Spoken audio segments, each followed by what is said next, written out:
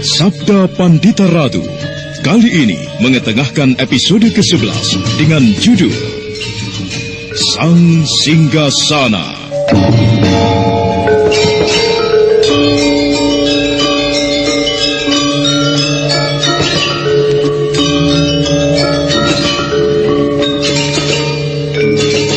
Dalam seri ke-329 ini, dengan para pemain, Elias sebagai Tumenggung Mancasastra, Idris Apandi sebagai Tumenggung Yuda Paksa, M. Abud sebagai Ken Arok, Endang sebagai Bibi Welingi, Eli Ermawati sebagai Ken Dedes, dan Asdi Suhastra, pengantar cerita.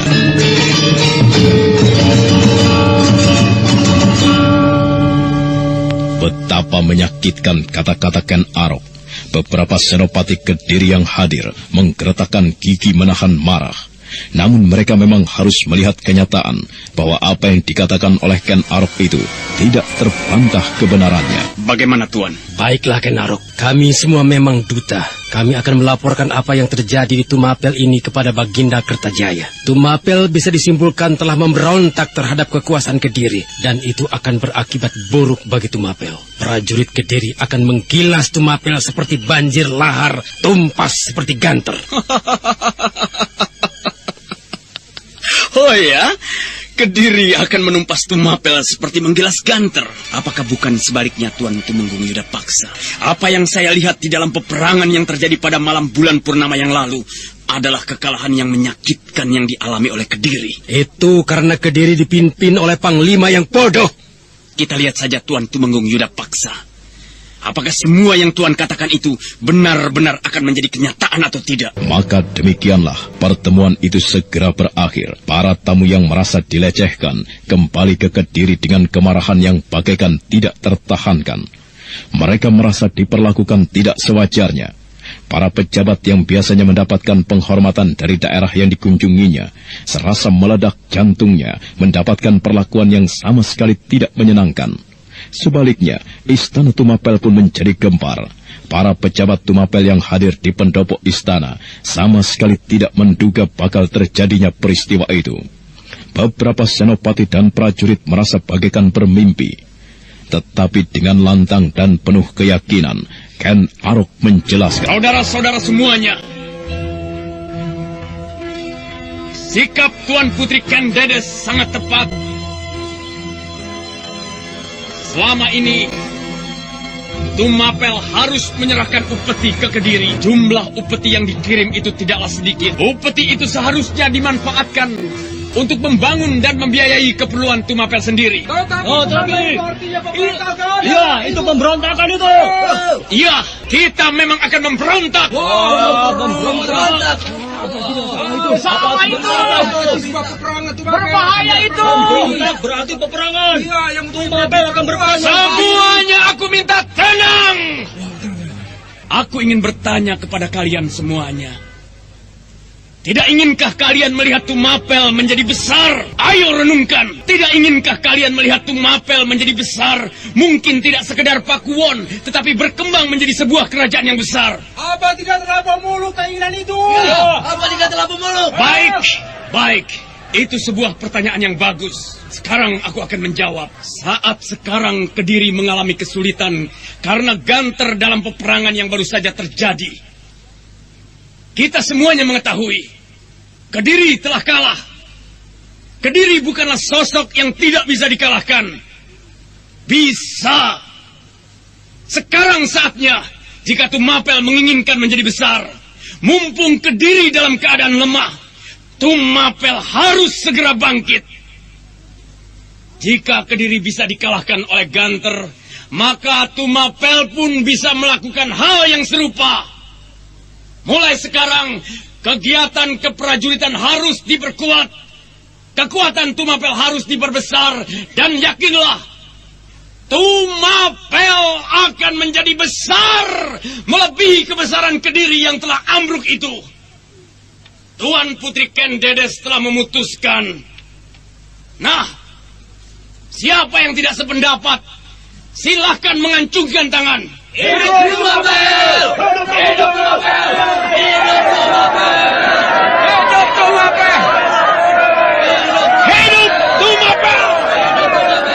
Maka demikianlah pendopo istana Tumapel itu menjadi gegap gempita oleh sorak-sorai yang menggemuruh dibakar oleh Ken Arok. Maka di pagi itu pula beberapa lurah prajurit segera melaksanakan tugas yang telah dibagi-bagikan oleh Ken Arok dan Senopati Pragolapati untuk memperkuat kekuatan prajurit Tumapel. Sementara itu di waktu siang Ken Dedes duduk melamun ditunggui oleh Bibi Welingi, bibi embannya yang datang dari Panawijen.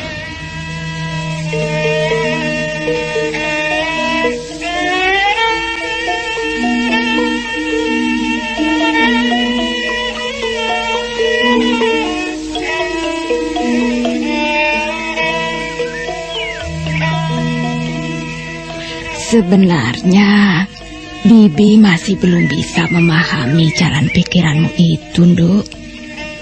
Cobalah ceritakan, Ken Dedes. Biar Bibi tidak terlalu lama digelut oleh rasa penasaran. Apa sebenarnya yang Bibi bingungkan? Mengapa sikapmu berubah sama sekali terhadap lelaki yang bernama Ken Arok itu? Bagaimana, Ken Dedes? Bagaimana, Nduk, Ken Dedes? Apakah sikap dan sifatmu sekarang telah berubah? Kok tidak lagi terbuka seperti dulu terhadap Bibi? Tidak, Bibi Ulingi. Jangan salah paham. Kalau begitu, bagaimana? Bibi, ibarat sepotong kayu di sebuah sungai yang banjir. Aku tidak bisa berbuat apa-apa. Aku tidak mempunyai daya dan kekuatan untuk melawan arus. Aku hanyut. Sejak aku memasuki istana Pakuwon Tumapel ini, ternyata aku harus memasuki kehidupan yang keras, Bibi. Semalaman, di dalam sanggar Pamujan, aku mencoba mengheningkan cipta, mencari jawabnya yang langsung kepada Yang Barata Agung. Aku menemukan kenyataan yang tidak bisa dibantah, yaitu sebuah pepesten, sebuah takdir dari perjalanan hidupku. Bibi, aku sekarang hamil dari sebuah perkawinanku dengan Aku Tunggul Ametung. Aku telah tidak ada. Apakah aku harus berlarut-larut memikirkan Aku yang tidak mungkin kembali di sisiku? Ya, tentu tidak, Nduk. Itulah sebabnya, Bibi, aku memutuskan untuk bangun dan tidak berlarut-larut dalam kesedihan. Salahkah aku, Bibi, jika sebagai seorang ibu, aku berangan-angan tentang sebuah kehidupan yang baik bagi anakku, anak yang aku kandung ini? Maksudmu bagaimana, Ken Dedes? Aku mempunyai cita-cita untuk anakku, Bibi. Aku bercita-cita untuk anak yang masih berada di dalam kandunganku ini, untuk kelak menjadi seorang raja yang besar di tanah Jawa ini. Tetapi bagaimana hal itu mungkin terjadi? Bagaimana kau meletakkan landasan cita-cita untuk anakmu nantinya? Ken Arok telah menjanjikannya, dan aku tidak akan ingkar. Ini sebuah pepesten, kepastian, atau takdir yang tidak mungkin aku hindari. Akan tetapi, Bibi tetap saja sulit mengerti, Nduk. Bibi tahu bagaimana sikapmu terhadap lelaki bernama Ken Arok itu. Mengapa sikapmu sekarang justru bertolak belakang?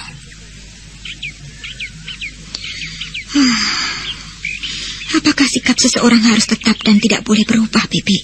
Tentu saja tidak, Nduk. Akan tetapi, apakah kau berangan-angan Ken Arok itu akan jadi suamimu?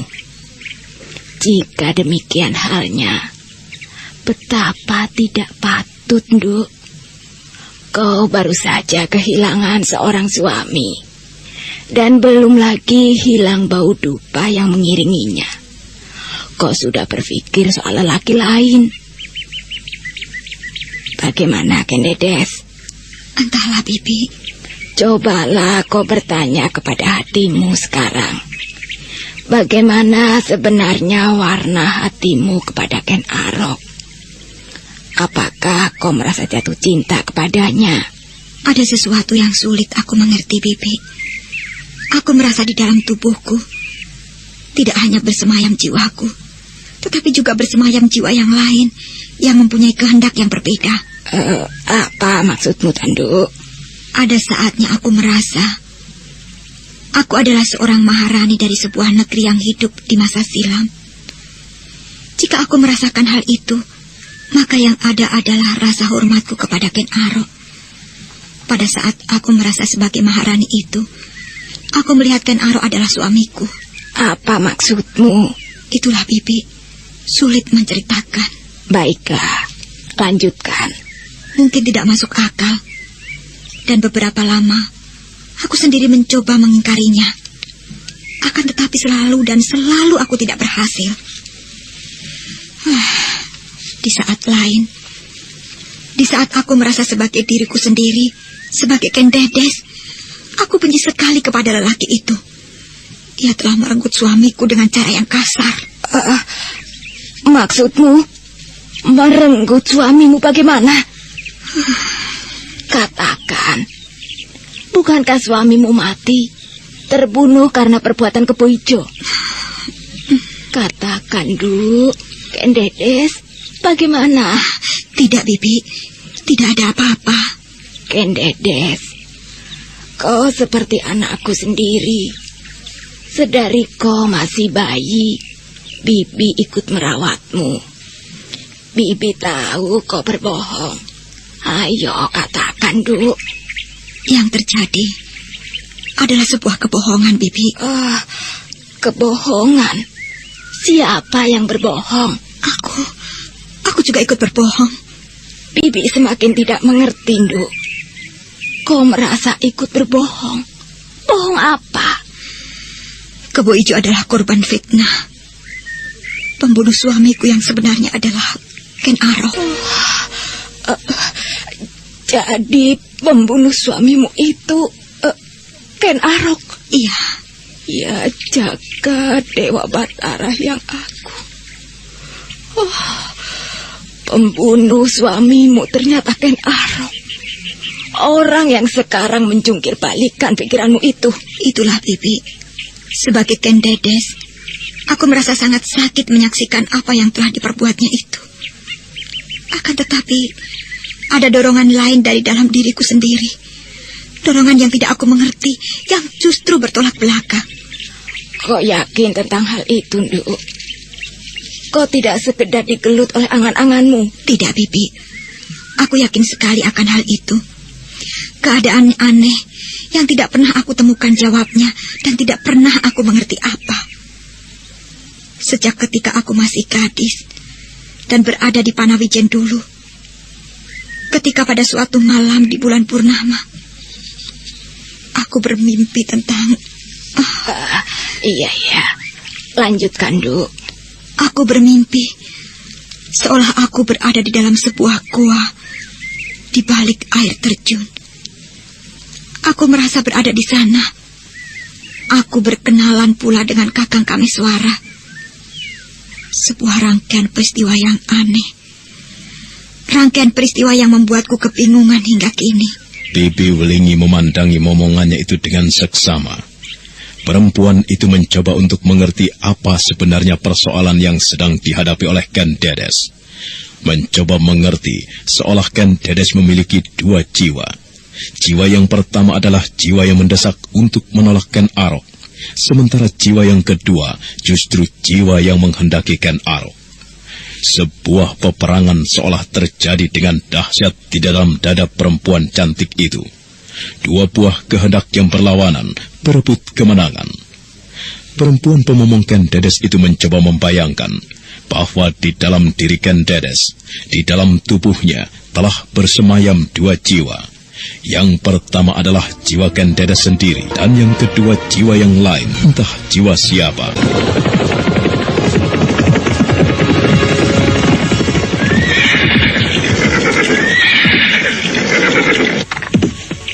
Mengapa berhenti, Mancas Sasra? Hatiku terasa panas, tubuhku terasa terbakar, Kakang Tumenggung Yudapaksa. Memalukan sekali. Apa yang terjadi di pendapa istana tadi? Orang-orang Tumapel telah mencoreng wajah kita dengan arang. Lebih kotor lagi, Orang-orang Tumapel telah membalurkan kotoran ke wajah kita. Hei! Apakah kalian akan menerima begitu saja perlakuan itu para senopati dan prajurit? Tidak bisa.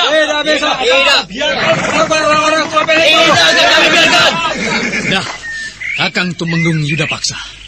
Kau mendengar apa kata mereka? Aku lihat kau nampak tenang sekali. Seolah tidak terjadi apa-apa di pendapat Tumapel tadi. Harusnya istana Tumapel itu kita bakar. Kita bakar! Kita hancurkan Tumapel. Hancurkan saja yang beset bulu lelaki lancang yang bernama Ken Arok. Perempuan bernama Kendadas itu pula. Ingin sekali aku bermain lukanya. Tentu sudah aku bunuh.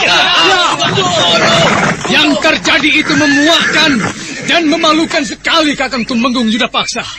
Dan kita harusnya merantasi.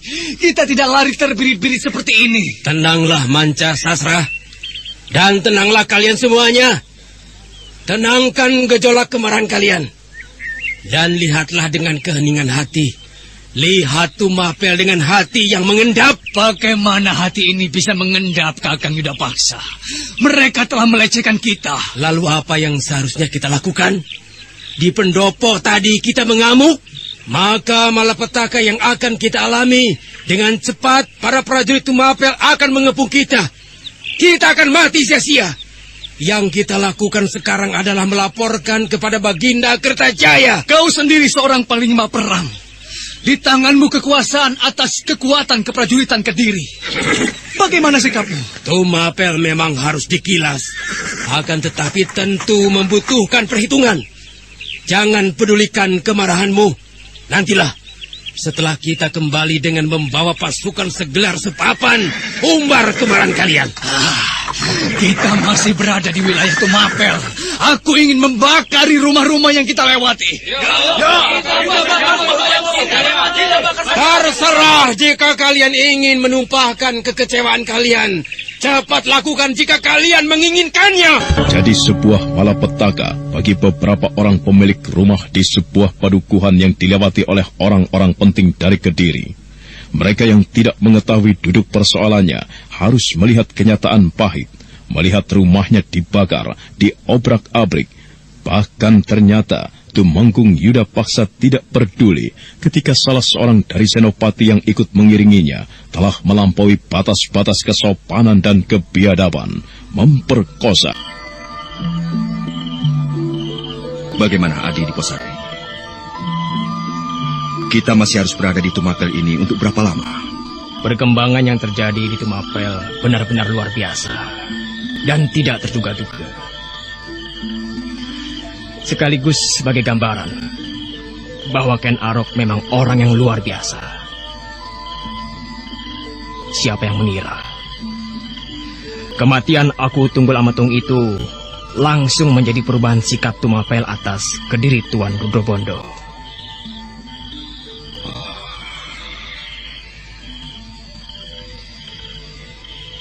Ya, benar Adi di Posari.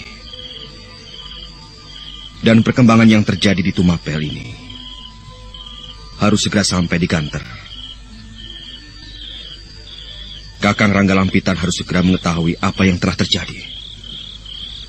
Hubungan Kediri yang tiba-tiba retak dengan Tumapel tentu akan membawa akibat yang meluas, yaitu bagaimana sikap Pakuwon-Pakuwon yang lain, bagaimana sikap Tumapel terhadap Ganter itu sendiri, serta beribu kemungkinan yang tidak terduga. Iya. Tata hubungan yang akan terjadi harus disiasati dengan cermat, diwaspadai sedemikian rupa. Nampaknya setelah Tumapel dengan tegas mengambil sikap terhadap Kediri, hal itu menguntungkan. Akan tetapi siapa tahu di balik itu, Tumapel justru akan merupakan bahaya. Aku justru membayangkan, Tumapel yang kecil ini akan tiwi kerama dan menjadi besar, menggilas Pakuwon-Pakuwon yang lain, menggilas Kediri, bahkan akan menjadi persoalan yang menyulitkan bagi Ganter. Bukan suatu hal yang mustahil, karena di belakangnya berdiri Ken Arok. Iya. Tuan Rudrobondo, saya mempunyai pendapat bahwa yang terjadi di Tumapel tentu terus bergerak dan bergerak ke arah yang tidak terduga-duga. Iya, aku justru berpikir Ganter harus menerjunkan jaringan mata-mata untuk mengawasi sepak terjang Pakuan ini. Yang nampaknya di masa depan jauh lebih menyulitkan daripada Kediri. Baiklah, Adi Diposari. Kita membagi tugas. Biarlah aku akan kembali ke Ganter untuk menyampaikan apa yang terjadi. Dan kemudian meminta kepada Kakang Rangga Lampitan untuk segera bertindak. Dan Adi Diposari, terserah apa yang akan Adi lakukan. Aku akan mencari hubungan dengan Senopati Pragulapati. Ia bisa menjadi sumber keterangan. Berhati-hatilah Diposari. Siapa tahu Ken Arok telah mencuci otaknya. Iya, kemungkinan itu pun akan ada.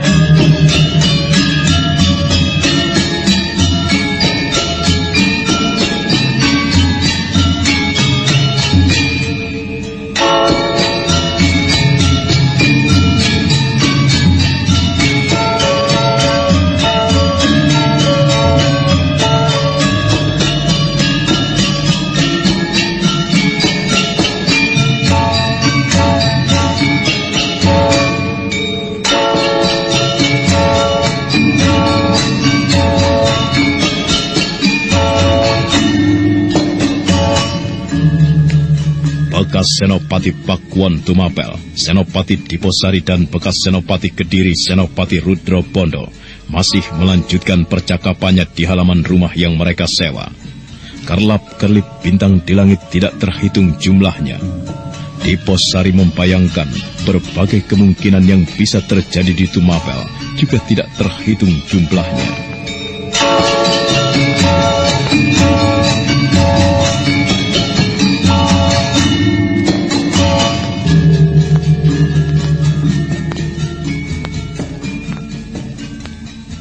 Apa yang kemudian menjadi pertanyaan di dalam hatimu, Adi Diposari? Tiba-tiba tumbuh pertanyaan di dalam hati saya, Tuan. Soal apa? Sikap Kakang Pragulapati. Sikap yang bagaimana, Adi Diposari? Apa yang baru saja Tuan katakan, kemungkinan Senopati Pragulapati berbalik sikap sama sekali. Bertanyalah pada dirimu sendiri. Kaulah yang jauh lebih banyak mengenal siapakah Ken Arok itu. Adakah kemungkinan itu? Aku terkenang kepada Kebo Ijo, Tuan.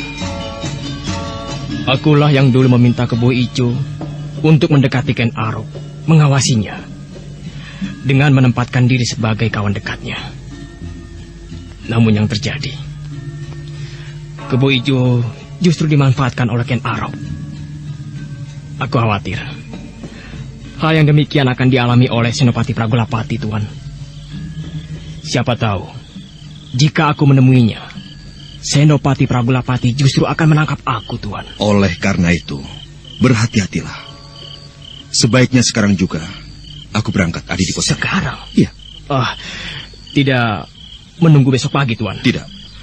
Rasa-rasanya aku tidak tahan untuk segera menghadap Kakang Rangga Lampitan, melaporkan apa yang terjadi. Kemudian dari Kediri tentu juga akan segera masuk laporan bagaimana sikap Baginda Kertajaya terhadap Tumapel. Baiklah, Tuan. Silakan Tuan kembali ke Ganter. Saya akan tetap tinggal untuk mengamati perkembangan yang terjadi di sini.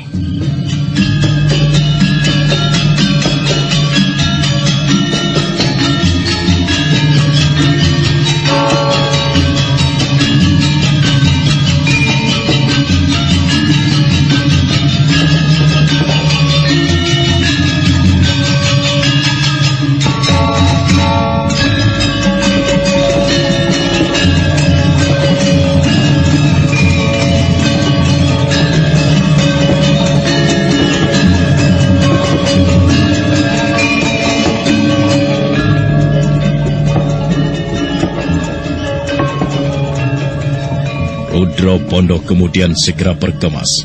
Dandanannya ketika menyamar sama sekali mengubah wujudnya. Yang nampak bukan lagi wajah Rudro Bondo, tetapi wajah orang lain.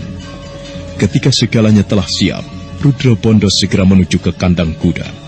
Dengan diiringi pandangan mata Diposari, kuda berwarna gelap kecoklatan itu kemudian berpacu kencang. Apa yang harus aku lakukan sekarang? Diam tidak berbuat apa-apa? Atau apa salahnya jika aku berkeliling kota? Siapa tahu aku akan menyaksikan lagi hal-hal yang tidak terduga di Tumapel. Atau bagaimana seandainya malam ini aku menemui Senopati Pragolapati? Aku ingin melihat bagaimana sikapnya. Apakah ia benar-benar telah dipengaruhi dan dicuci otaknya oleh Ken Arok itu? Aku harus hati-hati. Aku tidak boleh ceroboh. Demikianlah, di malam itu, Senopati Tumapel di zaman Aku Tunggul Amatung yang bernama Diposari itu berjalan menelusuri lorong-lorong kota. Namun malam itu berbeda dengan malam-malam sebelumnya. Banyak sekali para prajurit Tumapel yang berkeliling meronda keamanan. Jika berpapasan dengan mereka, Diposari memilih bersembunyi di balik bayangan pohon, atau jika perlu mendekam di selokan di balik semak-semak. Diposari terus bergerak untuk kemudian sampai di halaman rumah yang cukup besar yang dijaga oleh sekitar 4 orang pengawal. Bagaikan seekor kucing yang melangkah tanpa bersuara sama sekali, Diposari sudah berada di balik dinding dan kemudian dengan gesit pula dia bergerak ke arah lain. Kau sudah mengatakan kepada suamimu? Belum, Kakang. Jadi... Akan tetapi, samar-samar aku sudah memberi gambaran kepada suamiku. Jika Kakang Senopati akan membantunya agar segera mendapatkan jabatan baru sebagai lurah prajurit itu. Lalu? Ya, nampaknya suamiku senang. Apakah kau sudah mengatakan kepada suamimu apa imbalannya? Belum, akan tetapi aku yakin aku bisa. Aku akan menggerogoti hati suamiku. Ia pasti tidak akan keberatan aku diam-diam menjalin hubungan dengan Kakang Senopati. Bukankah suamiku sendiri seperti Kakang Senopati katakan, bukanlah lelaki yang bersih? Suamimu bukan lelaki yang bersih. Ia juga mempunyai istri simpanan. Bahkan ia juga mengerataki istri orang lain. Iya, sama seperti kakak. Itulah Senopati Pragolapati bersama seorang perempuan yang bukan istrinya, mengumbar nafsu pria dan wanita. Bukan hanya sekali itu, Senopati Pragolapati memasukkan perempuan ke dalam rumahnya melalui pintu belakang, tetapi telah berkali-kali, dan tidak hanya dengan seorang perempuan, tetapi dengan banyak perempuan. Diposari yang saat ini bersandar dinding mendengarkan dengan seksama percakapan mesum yang terjadi di dalam bilik yang dapat didengar dengan jelas. Senopati Pragolapati memang gila. Yang kudengar selama ini sebagai kasakusuk bahwa Senopati Pragolapati paling senang dengan perempuan. Ternyata benar. Entah istri siapa yang dibawanya sekarang. Wong edan. Lebih baik aku pergi saja dari sini. Dengan hati-hati sekali, Diposari kemudian meninggalkan halaman samping rumah Pragolapati. Namun tanpa dia sadari, sepasang mata bagaikan bercahaya memandanginya. Di bayangan kegelapan malam, Diposari kemudian berjalan menelusuri lorong, memanjang ke arah timur. Pragolapati sial. Ia akan mendekap perempuan di dalam biliknya. Perempuan itu jelas bukan istrinya. Benar-benar gila. Ia tentu akan tersinggung, marah, dan sakit hati andai kata istrinya didekap oleh orang lain. Orang bejat macam dia mestinya kelak merasakan anak gadisnya diperkosa orang, atau istrinya, atau bila perlu orang tuanya. Tetapi sepengetahuanku, orang tuanya sudah mati semuanya. Kau, Ken Arok? Ya. Aku senang bertemu denganmu lagi, Kakang Diposari. Apa yang kau lakukan di rumah Senopati Pragolapati tadi? Kau tahu? Ya, aku tahu. Aku melihat kau mengendap-endap. Aku melihat kau kemudian meloncat ke atas dinding pagar. Dan tentunya kau mendengar sebuah pembicaraan yang menggairahkan di dalam bilik Senopati Pragolapati itu. Bukankah demikian? Iya, kau sendiri. Apa yang akan kau lakukan? Aku tidak senang dengan Senopati Pragolapati. Lalu? Kau tentu masih ingat bagaimana sikapnya terhadapku. Sekarang keadaan berbalik. Akulah yang berperan di Tumapel. Dan dengan lincahnya pula ia berbalik menempatkan diri di belakangku. Menunjukkan ia sosok yang tidak mempunyai pendirian, culas dan memuakan. Dan apa yang dilakukannya? Ia memasukkan perempuan ke dalam rumahnya itu, perempuan yang bukan istrinya, tetapi jelas istri orang lain. Adalah perbuatan yang membuatku mual. Aku tidak membutuhkan orang macam Pragolapati. Lalu Ken Arok, apa yang kau lakukan terhadapnya? Malam ini, Pragolapati akan menemui kematiannya. Dan kemudian, esok pagi Tumapel akan geger mendengar kematian Senopati Pragolapati bersama perempuan yang bukan miliknya. Kau bisa membayangkan, apakah kira-kira yang akan diperguncingkan orang? Kau sungguh-sungguh akan melakukan itu, Ken Arok? Ya, mengapa tidak? Orang tidak pernah mengira akulah yang telah membunuhnya. Orang tentu akan menduga suami perempuan yang digaulinya itu yang melakukan. Bagaimana? Seharusnya kau tidak perlu melakukan hal itu, Ken Arok. Kenapa? Kau keberatan, Kakang Diposari? Karena kau bermaksud memanfaatkannya. Bukankah demikian? Apa maksudmu? Bukankah justru kau yang mengetahui apa yang aku maksud? Kau berkeliaran di halaman rumah Senopati Pragolapati. Apa yang kau kerjakan di sana? Aku hanya menduga-duga. Kau tentu sedang mencari keterangan tentang apa yang terjadi di Tumapel untuk kepentingan Ganter. Iya atau tidak? Semuanya mudah untuk diotak-atik, Kakang Diposari. Semudah membalik tangan untuk memperhitungkannya. Kau sekarang menjadi bagian orang-orang Ganter yang memiliki cita-cita tinggi itu. Terlalu mudah kan untuk menarik kesimpulan. Keberadaanmu di Tumapel ini juga untuk kepentingan Ganter. Nah, bagaimana jika kita bekerja sama saja? Kerjasama? Apa maksudmu? Sampaikan salamku kepada orang-orang Ganter, kepada yang memiliki jabatan atau pengambil keputusan di sana. Aku menawarkan kerjasama untuk bersama-sama melawan Kediri. Bagaimana? Bagaimana bentuk kerjasama itu? Ganter bergabung dengan Tumapel tentu merupakan banjir bandang dan malapetaka bagi Kediri. Akan tetapi, syaratnya adalah kendali berada di tanganku. Akulah yang akan menjadi pimpinannya. Dan kelak, jika Kediri berhasil digilas lumat bagaikan serpihan debu, akulah yang akan menjadi raja. Akulah sang Amurwa Bumi. Diposari yang tidak menduga sama sekali akan bertemu dengan Ken Arok nampak termangu. Meski malam hanya dihiasi oleh bintang-bintang, tetapi Ken Arok dapat melihat dengan jelas bagaimana wajah Diposari.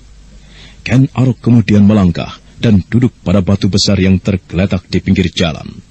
Nah, bagaimanakah kelanjutan kisahnya? Bagaimana sikap Ken Arok? Serta apa yang akan dilakukannya atas Senopati Pragolapati, serta bagaimana hubungan Tumapel dengan Ganter.